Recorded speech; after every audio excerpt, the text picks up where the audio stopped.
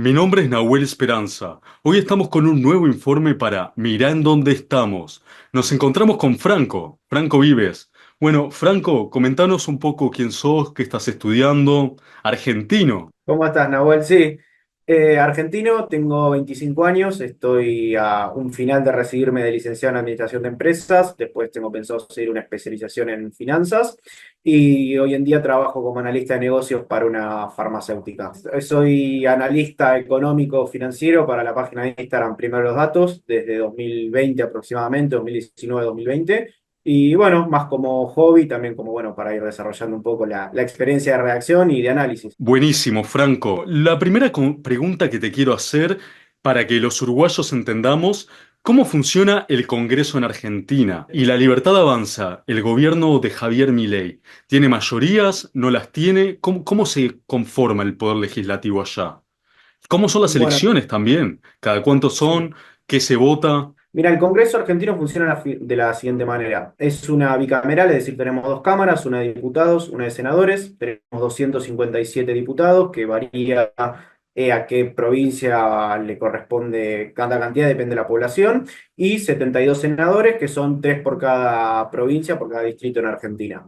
Se vota en Argentina cada 2 años. El año pasado se votó presidente, que salió electo Javier Milei, y el año que viene votamos la mitad del poder legislativo, ya no sé, diputados y senadores, y el próximo año, en 2027, perdón, se va a volver a votar por presidente y ahí va la otra mitad de los diputados. Los senadores tienen 6 años, así que se vota por tercios. O sea, los diputados tienen un plazo de 4 años de su mandato, que pueden reelegir las veces que quieran, y los senadores tienen 6 años y esas bancas se renuevan por tercios cada 2 años.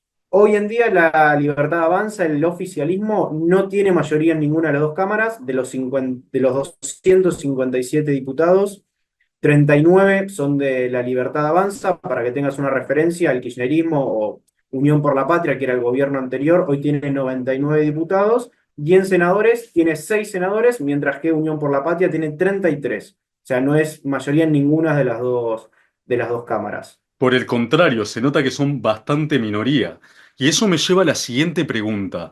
Acá se escuchó mucho esto de lo que fue la ley de bases, también el Pacto de Mayo.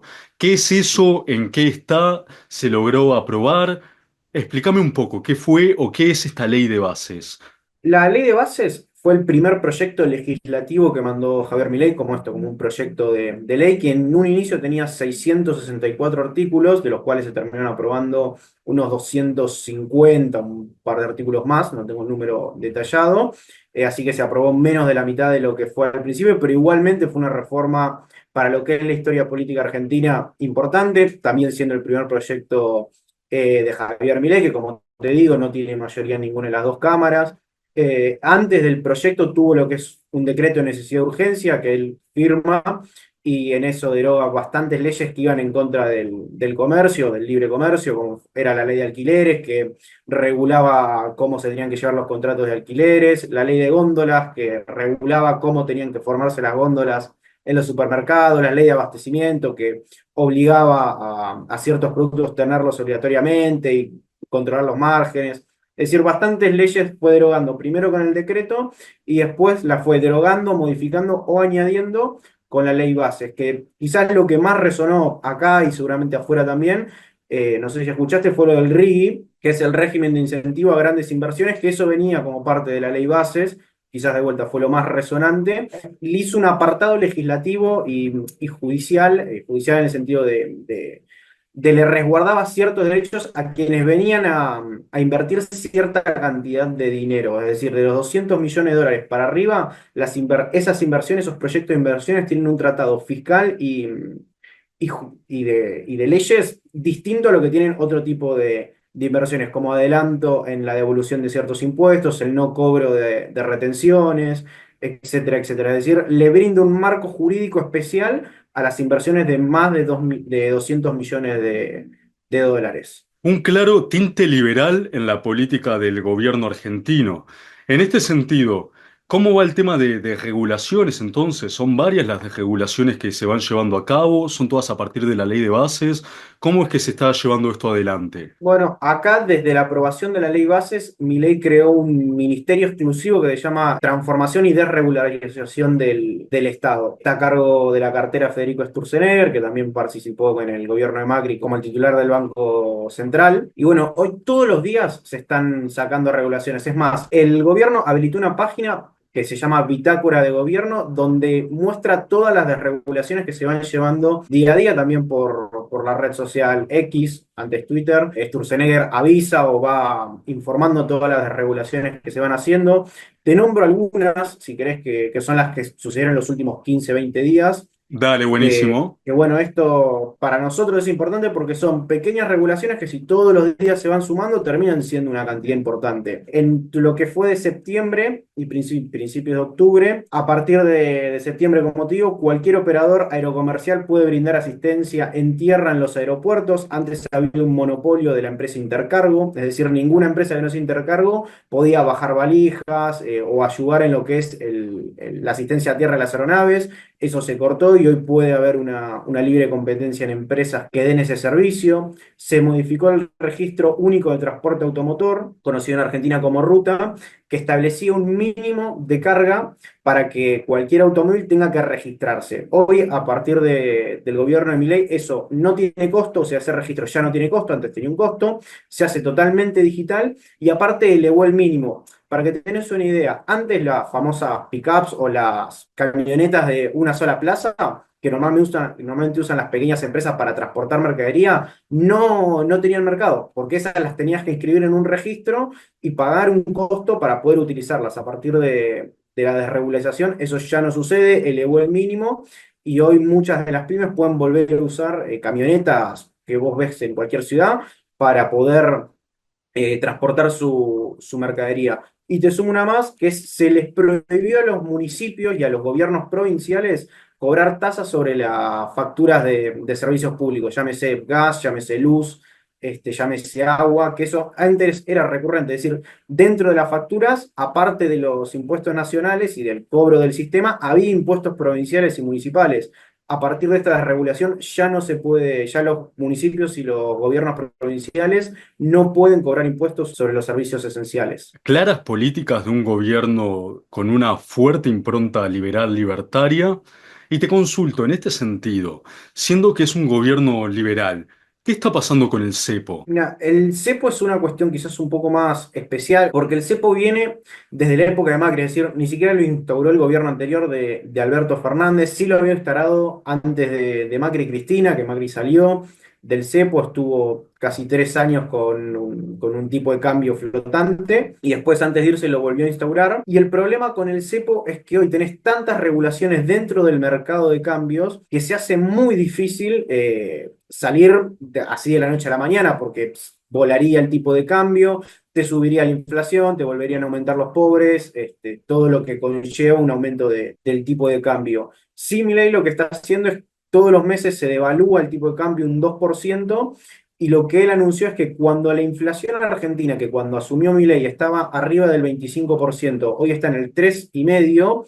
Cuando la inflación converja a ese 2% que se devalúa todos los meses, el cepo se liberaría. Así que la expectativa que tenemos acá en Argentina es que cuando la inflación converja a la tasa de devaluación, el cepo se levante.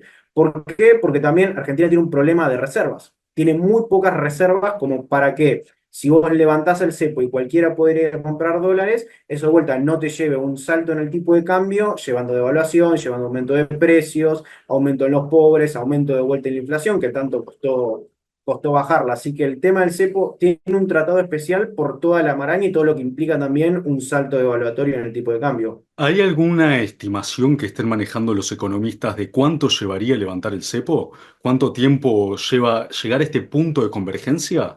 Mira, hoy la inflación está en el 3,5%, que como explica o explicó en los últimos días, semanas, Milei, Mensual, significa ¿no? mensual. Es decir, sí, para lo que veníamos teniendo, que era de cuando asumió Milei un 25% mensual a un 3,5% mensual en 7 8 meses, es una caída abrupta de la inflación. sobre todo por toda la maraña que había atrás, que eso si querés se puede explicar en otro momento porque es un poco más complejo, pero para ser concretos, hoy tenés una inflación mensual del 3,5 y la devaluación es del 2%, es decir, que la inflación sacando la devaluación es del 1,5. Se estima que la inflación de octubre, por cómo están moviéndose ahora los precios, puede llegar a ser del 3% o menor. Significa que de acá a lo que resta del año se podría llegar a esperar que se empiece a ver una salida del cepo mucho más cercana. Yo personalmente estimo que si no es para diciembre, dependiendo de vuelta cómo se muevan los precios y teniendo en cuenta otros factores, puede ser o entre diciembre o a más tardar a junio del año que viene, por cómo viene cayendo la inflación en ritmo. Porque de vuelta, desde diciembre, que ese dato salió en enero, hasta el último dato que tenemos de septiembre, cayó de un 25,5, si no estoy mal, mensual, a un 3,5. Es una caída muy importante en un periodo corto de tiempo. Así que si la inflación sigue esa tendencia, lo más probable es que más pronto que tarde se salga del cepo. Muy interesante. Y viendo todos estos avances que hay en el gobierno de Javier Milei, y viendo también que la libertad avanza es una minoría en el poder legislativo, te pregunto, ¿cómo es que está caminando el gobierno? ¿Cuáles son las proyecciones a futuro? ¿Qué es lo que se está haciendo? ¿Tiene sus trabas a la hora de poder legislar? ¿Cómo están logrando los acuerdos? ¿Y cuál es la proyección de cara a las próximas elecciones? Bueno, en lo que es materia legislativa, aunque el sentido común te lleve por otro lado, en el balance le está yendo bastante bien a la Libertad Avanza y al presidente Milei. De vuelta, el decreto que sacó en diciembre apenas asumió, logró ser aprobado. La ley bases quizás fue la traba más grande porque llevó una negociación muy importante, con amparos judiciales por ciertos aspectos, como fue una reforma laboral, que hoy igualmente se está llevando a cabo por otros medios. La ley base quizás fue lo más difícil porque era un proyecto de más de 600 artículos que se terminaban aprobando 250, es decir, se desguazó más de la mitad, pero eso no quiere decir que esos artículos que se sacaron de la ley base no se estén negociando